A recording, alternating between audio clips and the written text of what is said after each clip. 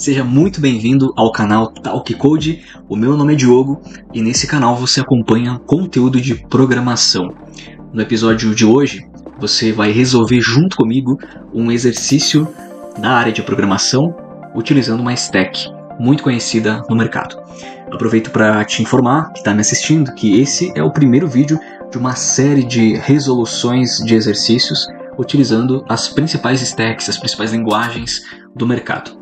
Também na descrição do vídeo tem um link para o meu podcast, onde lá eu conto um pouquinho mais sobre como funciona a rotina de um programador, quais são os desafios, que tipo de código a gente utiliza e também, é claro, indicações e sugestões de artigos e de livros que eu leio e eu compartilho, pois se você está começando na área da programação ou se, assim como eu, você já vem trilhando a área do desenvolvimento, vai ser muito útil para você também, tá bom?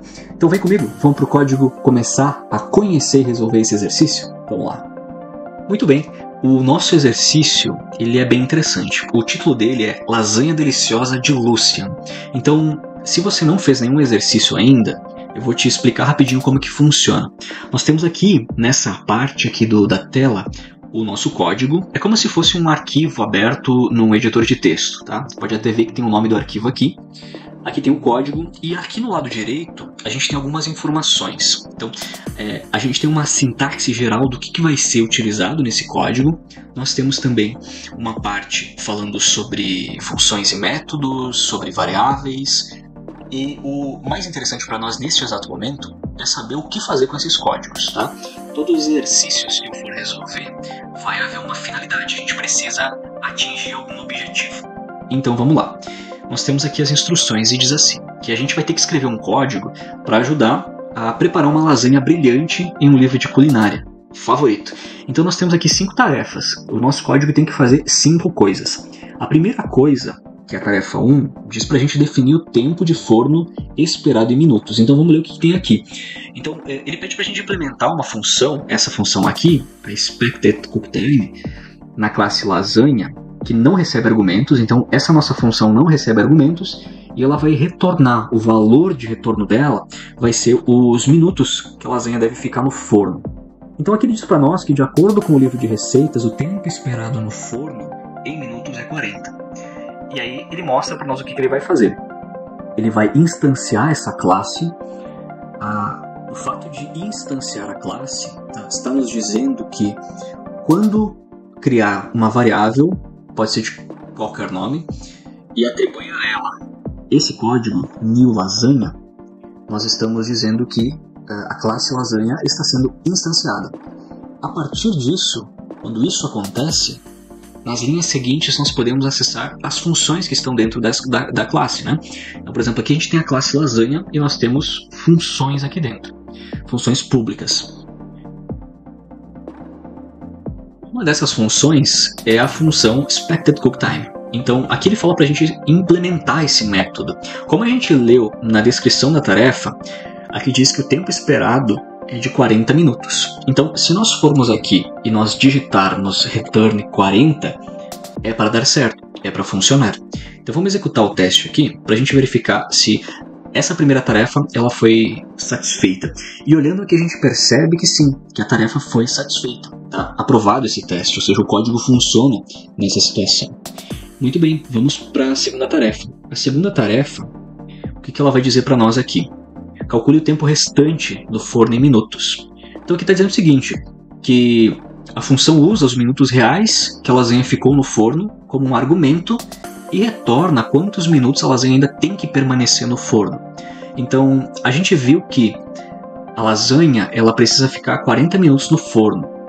Então se for instanciada essa classe, for chamado esse método aqui e for passado como argumento um tempo x, a gente precisa ver desse tempo que foi passado como argumento, quanto tempo falta para fechar 40. Então, você concorda comigo que se nós viermos aqui e nós colocarmos 40 menos esse tempo, ele deve retornar para nós o tempo que ainda falta? Vamos rodar aqui, executar o teste, para ver se ele vai passar. A gente vê aqui que ele passou. E Diferente da primeira tarefa, aqui foram executados 2 testes, um passando ali 20 minutos e outro passados 30 minutos, e ambos funcionaram. Então, a gente está entendendo o que o exercício está pedindo para a gente e a gente está fornecendo o necessário para atingir o objetivo, né? Vamos lá para a tarefa 3. O que a tarefa 3 ela pede para nós? Calcule o tempo de preparação em minutos. Então, aqui diz o seguinte, olha só, a gente tem essa função aqui, Total Preparation Time, em que nessa função a lasanha, né, recebe o número de camadas que você adicionou à lasanha como argumento e retorna quantos minutos você gastou preparando a lasanha. Então é o seguinte, a gente vai passar por argumento o número de camadas que essa lasanha vai ter, e a instrução diz para nós que cada camada leva 2 minutos para ser preparada. Se cada camada leva 2 minutos para ser preparada, é interessante que a gente multiplique o tempo de cada camada pelo número de camadas. Então aqui, basicamente, basta que a gente multiplique o 2 por esse argumento que está sendo passado, e a tendência é que a gente chegue, né, no valor esperado que estava pedindo aqui. Então, nesse caso, uma lasanha de 7 camadas levaria 14 minutos para ser preparada, né, para ficar pronta. Muito bem, vamos para o próximo exercício, ou melhor, a próxima tarefa que nós temos aqui, que é a tarefa 4. E a tarefa 4, ela vai utilizar a implementação do método de tempo total passado, né? Então, essa função, como a instrução diz, ela vai receber 2 argumentos. O primeiro argumento é o número de camadas que você adicionou à lasanha, e o segundo argumento é o número de minutos que a lasanha ficou no forno. A função deve retornar quantos minutos no total você trabalhou cozinhando a lasanha, que é a soma do tempo de preparação em minutos e o tempo em minutos que a lasanha passou no forno no momento. Muito bem, e aí ele fala para nós o seguinte, que se o primeiro argumento, que é o número de camadas, ele for 3, e o segundo é o número de minutos que a lasanha ficou 26. Tá? Então o que a gente vai fazer aqui? Nós vamos precisar tratar essas medidas. Então vamos pegar primeiro o argumento 1, que é o número de camadas. Lembra que no exercício anterior, que a gente viu que cada camada leva 2 minutos para ser preparada. Então nós vamos criar uma outra variável aqui, que vai ser a variável time layers. Aqui, pra gente, pode ser qualquer nome, né? Pra gente saber quanto tempo que levou, afinal de contas, essas camadas. Então, se o primeiro argumento é o número de camadas, e a gente sabe que cada camada leva 2 minutos para ser preparada, então é certo a gente afirmar que o número de camadas vezes 2, atribuindo isso a uma variável, na variável a gente vai ter o tempo total das camadas. Tá? No nosso teste que nós temos aqui, de exemplo, passando 3 camadas, multiplicando por 2, então o tempo total para preparar essas camadas, essas 3, foi de 6. E o segundo argumento, ele é o número de minutos que a lasanha ficou no forno. Lembra que antes a gente comentou sobre 40 minutos? Nesse teste aqui, esquece os 40 minutos. A gente vai trabalhar com o que a gente tem, ou melhor, com o que nos foi informado, né? Bom, então, basicamente, basta que a gente retorne aqui o time layers somando com o tempo que essa lasanha ficou no forno. Deve dar os 26. Vamos rodar aqui para ver se vai executar. Muito bem, ele executou certinho, a gente viu que a gente atingiu o objetivo.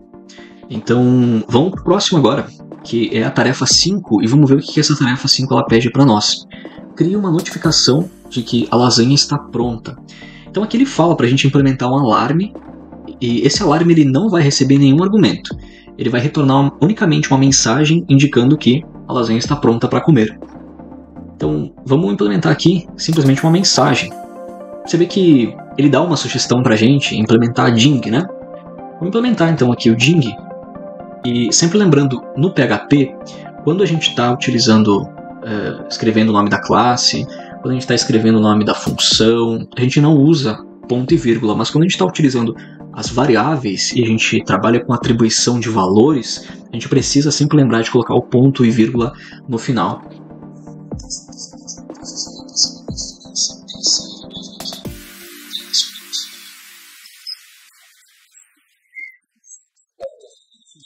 Está falando de uma outra linguagem de programação.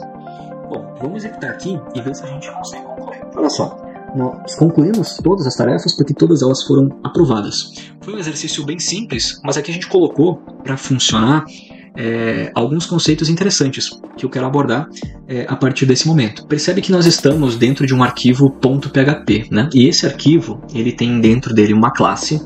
Então, o nome dessa classe é lasanha, e essa classe lasanha ela tem 5 métodos. Método é sinônimo de função. Então, nós podemos dizer que essa classe tem 5 funções, e, de certa forma, são funções simples. Mas o que acontece? Como que a gente usa isso numa situação real? Eu vou trazer mais para baixo aqui. Imagine que a gente não está mais agora dentro do lasanha.php. Imagine que a gente está em algum outro arquivo. Se nós importarmos essa classe para dentro do outro arquivo que a gente estiver trabalhando, nós podemos vir e criar, instanciar esse objeto da lasanha. Basta que nós façamos isso. A partir desse momento, nós podemos utilizar essa variável, objeto, e acessar métodos que estão lá na classe lasanha. Por exemplo, eu vou acessar o método alar. Se eu fizer isso aqui, vai mostrar na tela, ou melhor, vai mostrar uma mensagem em alguma parte do nosso código onde estivermos utilizando com o retorno desse método. Talvez você se pergunte, mas por que usar uma classe? Parece que é complexo isso. Por que instanciar? Por que fazer funções? Imagine que você está construindo um sistema e esse sistema ele é um sistema que vai gerenciar tarefas. E aí imagine que você precise criar tarefas, excluir tarefas, editar tarefas. Imagine que exista uma funcionalidade ali que você vai usar bastante. Não faz sentido, toda vez que você for utilizar aquela funcionalidade, você ter que ir lá e criar uma função para ela. Eu preciso do alarme, então eu vou criar uma função de alarme que me retorne o ding. Se você usar em 60 locais do seu sistema esse alarme, o retorno dele, você vai precisar criar 60 vezes essa função. E você pode acompanhar no nosso podcast, em que eu falo sobre um livro que eu li recentemente sobre programação e sobre a repetição de código. O ideal é que a gente não repita o código. Então, se nós vamos utilizar uma função muitas vezes, é interessante que a gente crie uma classe, que a gente crie uma trait, algo que a gente possa chamar para o nosso arquivo e reutilizar. Código reutilizar. Eu espero que você tenha gostado desse nosso primeiro episódio dessa série em que a gente vai resolver exercícios de programação. Espero que você realmente tenha gostado. Para mim foi muito bom estar trazendo esse vídeo e essa resolução de exercício. Se você tiver qualquer dúvida, fica à vontade para deixar o seu comentário e eu te vejo no próximo vídeo desse canal. Um forte abraço.